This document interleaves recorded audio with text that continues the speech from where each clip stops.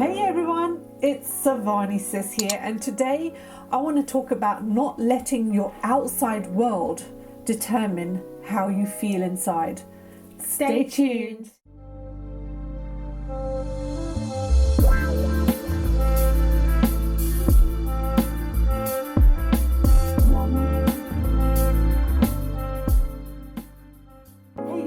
Do you know what I want to talk about today? And I think we've talked about it a few times, sitting on the couch in the living room. Oh yes, yeah. I've had many of those. Yeah, it's about not allowing your outside world to determine how you feel. And this is something that we work on because it's very easy to be triggered on what's going on outside of you. Something might be going on that's quite unpleasant, or you're not in a nice environment or a nice place, or you're at work and you don't want to be there. And it's very easy to feel triggered inside and match what you think about the outside world at that moment in time. So you might be feeling upset or sad or in pain or angry or frustrated, any kind of negative emotion because you don't want to be there. But let me tell you this, you don't have to allow the outside world to determine how you feel. You have a choice on how you want to feel. There are some people that live in a beautiful palace, right?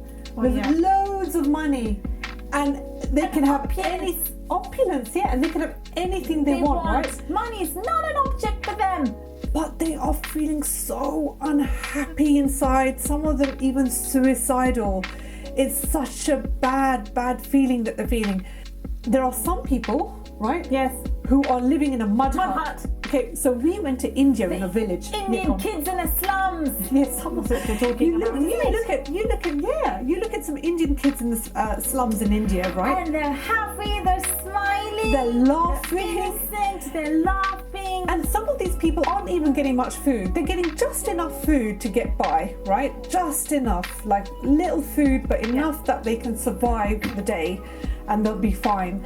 And they are happy on that. Yeah, they really are. They're all happy. Like you see them, you go to India and you look at them and the kids are like, they have this kind of like shy, cute smile on their face. It's not they're not faking it. They're not faking it at all. And they're running through the slums happily. They're like giggling, laughing. They just have this lightheartedness about everything. They're innocent, they're playful. And somebody could have all the home comforts, very comfortable living, get all the food that they need, the shelter, all the basic necessities that a human being needs to live, and more. And way more luxury. Way more. And they could be still unhappy inside, right? Yeah. So this is why your outside doesn't actually determine how you feel inside. There's so many rich and successful people, like movie stars and singers and musicians, and we've all heard of so many of them that have committed suicide. They died of depression, they took their own life, they died of drug overdose. They actually deliberately committed suicide because they were feeling so depressed and low. They were at the point of despair and hopelessness. And when you're at that level, that's when you take your own life. And we're thinking, how could they? Because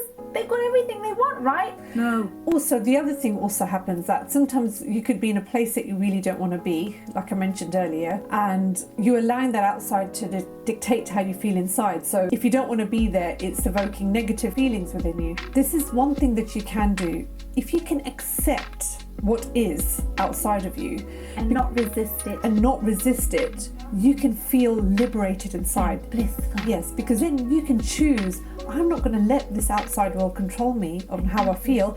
I'm going to choose to feel better about this. In fact, you don't even have to give much attention to what's going on outside of you. You're giving more attention to what's inside of you and actually evoking good feelings inside. Now, there's examples of people who've been in total bliss, going in a boot camp with very little food and having to train heavily, and they could be in a blissful state compared to someone who's in complete luxury in a relaxed environment. It's very important that we all have choices, and to remember that we all have choices of how we want to feel. Now, when you're in a situation where you don't want to be, you can ask yourself, what can I do about this? I can't change the situation outside of me right now. Don't react, but respond.